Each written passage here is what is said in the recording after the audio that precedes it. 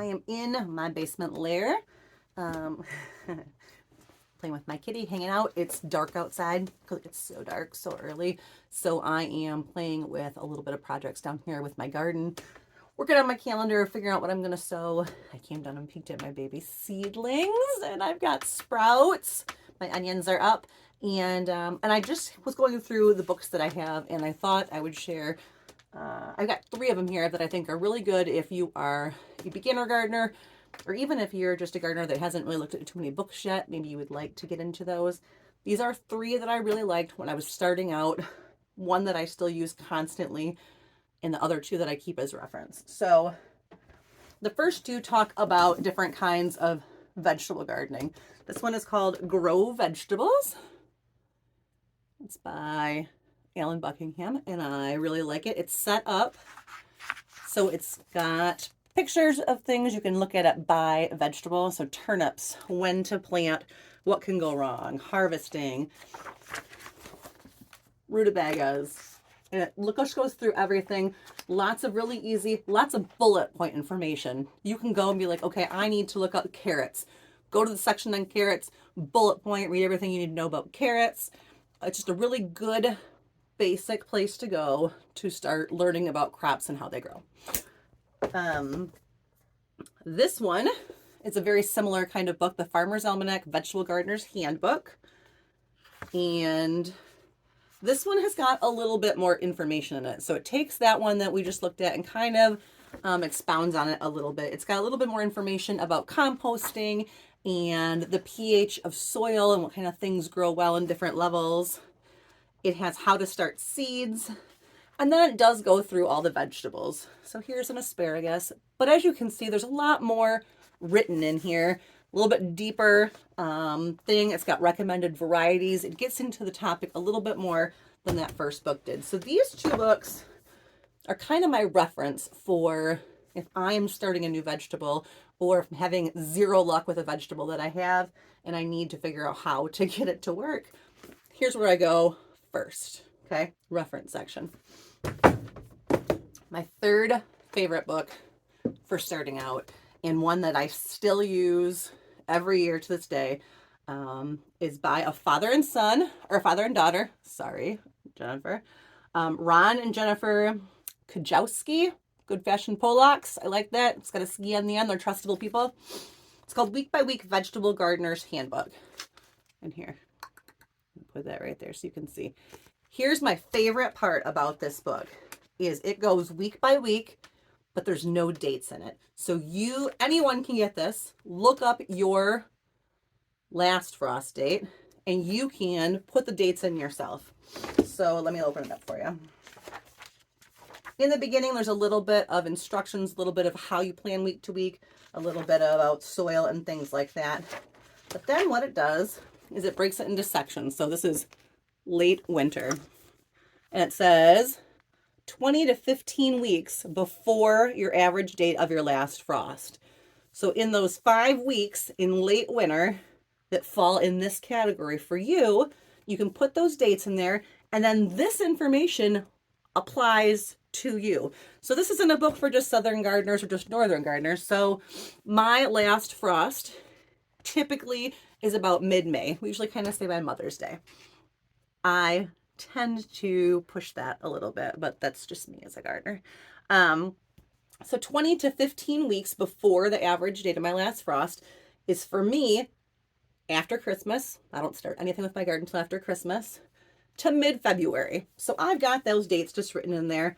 I wrote down here December 14th, but there's a spot for years. So there's year for you to make your own notes. So in here, in 2019 to 2020, I wrote that I cleaned out my seed boxes, sorted dried seeds, reviewed notes from last year, began mapping my plots, and began my seed and plant wish list for spring. So I wrote those things down in the middle of winter, probably when I was bored out of my mind and looking for gardening stuff. And then I checked off my tasks as I did them. These are the things I want to do in these 5 weeks of late winter. 2022, here's where I started planting all my own seeds really good. Here's the things I planted in 2002. And then it goes into every week has its own. So that was the overview for the 5 weeks to late winter. Now here is week 20. And it tells you right here, all crops, inventory, seed starting supplies, garden tools, stored crops, go through your stored crops. And it gives you things to do. And then the father and daughter write a chapter about things to do at this time of year. So, and as we get in here, I always make my own notes. Now, this is something you should do if you don't get any books. The most important thing you can do is to have your own notebook. I use this for many years. I still look at my notes from this, even though it's been 3 or 4 years later. This is where I'll put all my notes for this year. And I'll keep that, and next year I'll look at those notes too. But I wrote right in here, 2020, Mason planted his watermelon inside. And then I wrote note next to it, way too early. Do not plant your watermelon inside in January. See, I didn't know much back then either. Ava started her snapdragons inside. Huh, interesting. And if I keep going, you're going to get into early spring, late spring. Here's late spring, for which me is April 12th to May 2nd. I put notes in for 2021 after my 2020 seed starting season was done. Last week of April, killing frost, don't rush. Don't rush is a thing I put in my notes a lot. Plant my potatoes. Marigolds and carrots didn't come up till May 1st. Don't rush. Not coming. So I really like this book. It goes through all 52 weeks of the year. So even when your garden is full on going, it tells you check for pests if you're in this time of period, or start pruning fruit trees, or whatever you need to do.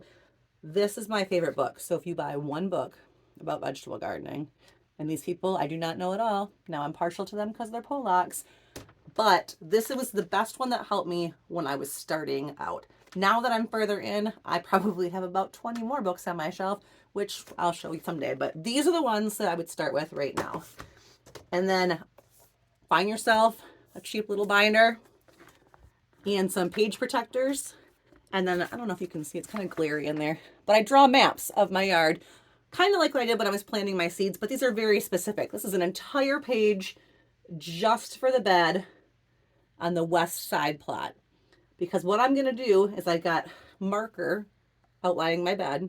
I'm going to take pencil and I'm going to draw in every plant. I'm going to put little X's and be like pepper, pepper, pepper, pepper, pepper, list my varieties down here in this space. I'm going to do that all the way around my garden. There's my east side bed. This is my driveway. There's the planters on my driveway. Same thing here. That's my in-ground garden. It's a big rectangle. I'll put my rows in, whichever way I want to face them. I'll put in my flowers.